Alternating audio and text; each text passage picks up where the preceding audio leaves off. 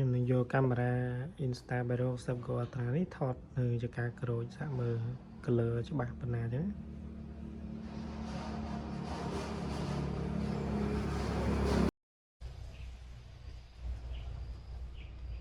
នេះគឺជា color ថតចេញពីកាមេរ៉ា Insta Go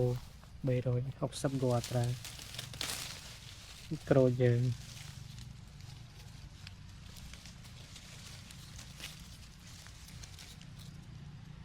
វាឡើងពូអាចញ៉ាំបានហើយនេះ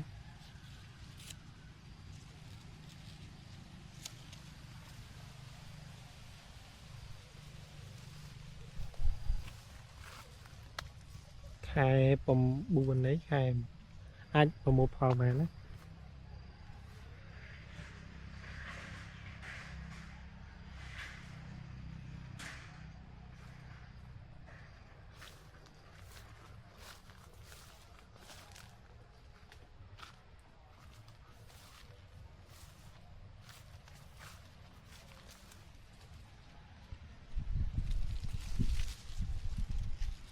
ឡាយ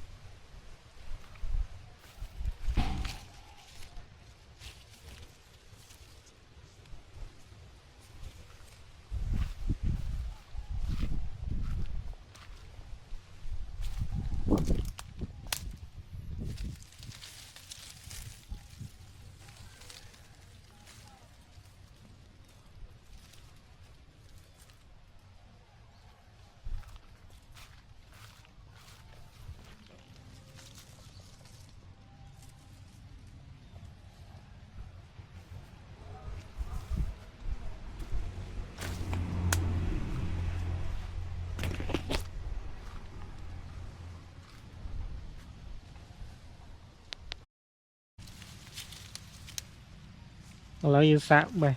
លក់មួយមើលថាញ៉ាំបាននៅ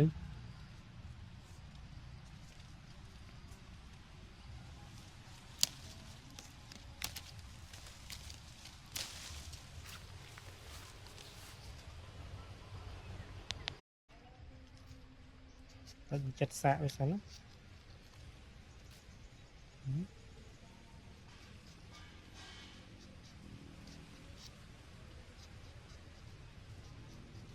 វាអត់តាន់ទុំល្អដែរដល់ខែ9នេះបានវាទុំល្អ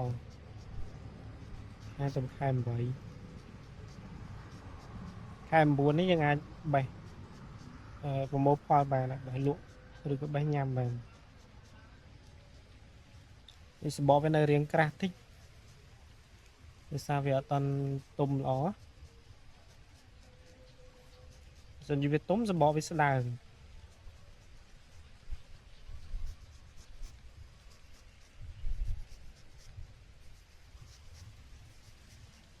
នេះក្រូចខាងបាត់ដំបងប្រពោសាទណា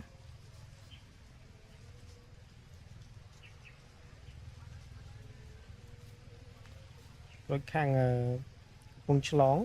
គុំវត្តមុំសង្កាខាងបាត់ដំបង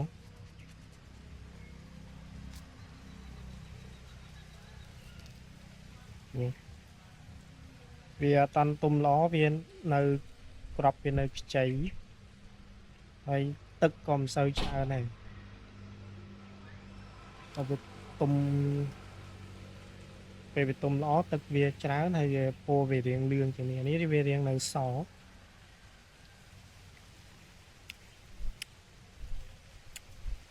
វាជូរអែមវាអត់តាន់ទុំខ្លាំង